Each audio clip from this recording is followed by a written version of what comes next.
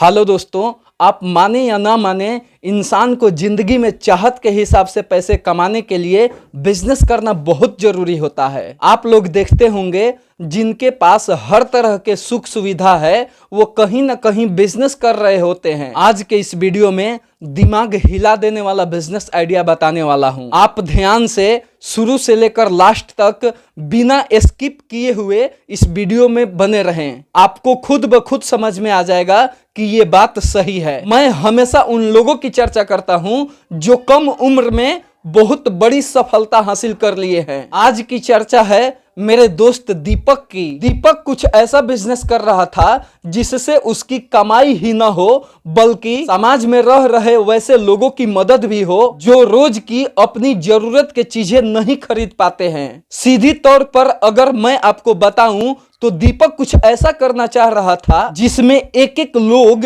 एक एक घर उसकी ग्राहक बन जाए। आप खुद अंदाजा लगा सकते हैं कि आपके आसपास रह रहे एक एक लोग, एक एक इंसान आपकी ग्राहक बन जाए तो आप कितना कमाएंगे। इसमें कोई शक नहीं कि आप लाखों नहीं करोड़ों की इनकम करने लग जाएंगे। दीपक ने कौन सा काम शुरू किया मैं आपको जल्दी से बता देता हूं। दीपक ने सबसे पहले जरूरत के चीजों की लिस्ट बनाई, जैसे कुर्सी, टेबल, जूते, चप्पल, कपड़े, बर्तन, मोबाइल और भी बहुत कुछ। इसके बाद वो अपने नजदीकी शहर गया, होलसेलर से मिला और इस सभी सामानों के रेट को पूछकर एक डायरी में लिख लिया। इसके बाद वो घर आ गया। घर आने के बाद दीपक प्रिंटिंग प्रेस वाले के पास गया और अपने लिस्ट का सारे सामान का फोटो उसके ओरिजिनल दामों के साथ छपवा दिया। दीपक को ये सामान जितने दामों में मिल रहे थे उन सामानों पर अच्छा खासा मुनाफा जोड़कर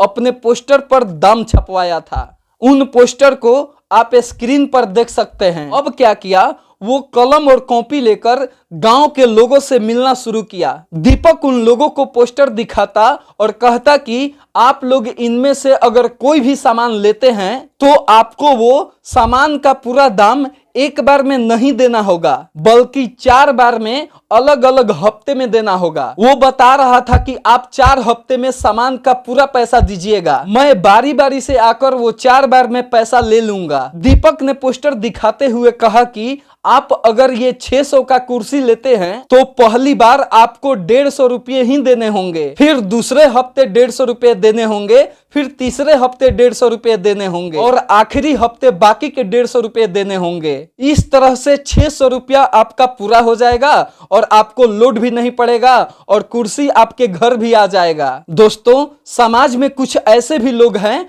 जो 600 रुपया देकर कुर्सी ला सकते थे, लेकिन वैसे लोगों की संख्या ज्यादा थी जिनके घर में जरूरत तो थी लेकिन पैसे कम थे। वैसे ही लोगों को ये आइडिया काफी पसंद आया और वो कुछ न कुछ सामान लेने के लिए राजी होते चले गए। पूरे गांव से दीपक को जिन जिन चीजों का ऑर्डर मिला वो मैं आपको बता देता हूँ। कुर्सी 10, table 8, jeans 15, shirt 20, kurti 35, nightie 23, बाल्टी 15, किलो वाली कॉपी 20 किलो, जूता 8, कड़ाही 12, कुकर 14, मोबाइल चार्ज करने वाला पावर बैंक 2, बटन वाला मोबाइल 5। होलसेलर से दीपक इन सामानों को जिस रेट में उठा रहा था और अपने ग्राहकों को जिस दाम में बेच रहा था वो आप स्क्रीन को रोक कर देख सकते हैं। दीपक ने जो ऑर्डर लिए थे उन सारे चीजों के पीछे 37,630 रुपए के खर्चे थे। उनके पास ये रकम नहीं थे लेकिन पैसा कमाने का जुनून था। उसने अपने दोस्त और सगे संबंधियों से 40,000 रुपया कर्ज में लिए थे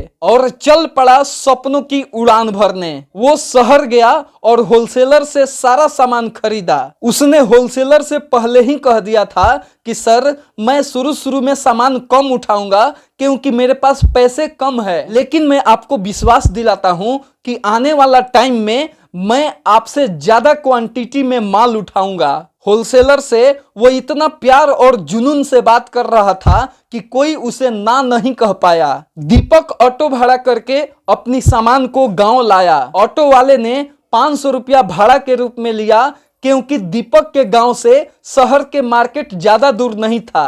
अब दीपक बारी बारी से सभी लोगों के ऑर्डर को उनके घर पहुंचाने लगा और उन लोगों के नाम और नंबर को अपने रजिस्टर में लिखने लगा। उन सभी सामानों का पहली बार का पैसा हाथों हाथ ले रहा था। वो सारे पैसा कलेक्ट किया और घर आ गया। वो अगले हफ्ते लोगों से मिलकर दूसरे हफ्ते का पैसा कलेक्ट कर लिया। लोगों को थोड़ा थोड़ा देने में कष्ट भी नहीं हो रहा था और उनके जरूरत के सामान घर भी आ जा रहे थे।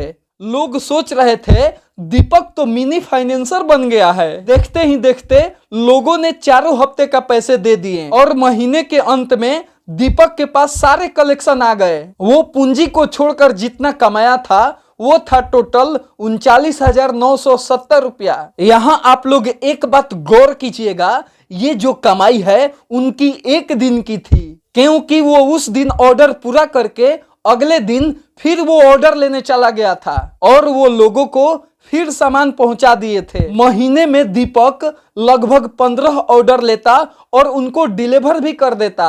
हर ऑर्डर पर दीपक को लगभग 50,000 रुपए की कमाई हो रही थी। 50,000 के हिसाब से 15 ऑर्डर का हुआ लगभग 7.5 लाख रुपया, यानी दीपक महीने का 7.5 लाख रुपया कमा रहा था। अब तो दीपक अपने अगल बगल के गांव में भी जाकर ऑर्डर लेने लग गया है। वो अपनी पोस्टर में और भी सामान का नाम जुड़वा चुका था, जैसे TV, washing machine, fridge, cooler और भी बहुत बड़ी बड़ी चीजें। वो रोज ऑर्डर लेता और सुविधा के अनुसार लोगों तक डिलीवर कर देता। साथ ही साथ वो पहला हफ्ता का पेमेंट हाथों हाथ ले लेता और बाकी पैसे बाकी के 3 हफ्तों में जाकर कलेक्ट कर लेता। दीपक समझ चुका था कि इस बिजनेस का क्षेत्र बहुत बड़ा है, क्योंकि उनके पास एक बार में इनको खरीदने के लिए रकम नहीं होते। अगर ये बिजनेस के बारे में सोच समझकर और अच्छे तरीके से किया जाए तो ये बिजनेस आने वाला टाइम में धमाल मचा देगा और लाखों नहीं करोड़ों कमा कर देगा। आप लोग इस बिजनेस के बारे में गौर कीजिए, गौर फरमाइए और कॉपी कलम उठाइए, हिसाब करना शुरू कीजिए। सफलता एक दिन जरूर मिलेगी। दोस्तों, सफलता एक दिन में नहीं मिलती, लेकिन एक दिन जरूर मिलती है। दोस्तों, आप लोग हमें कमेंट करके बताइए कि ये बिजनेस आइडिया कैसा लगा।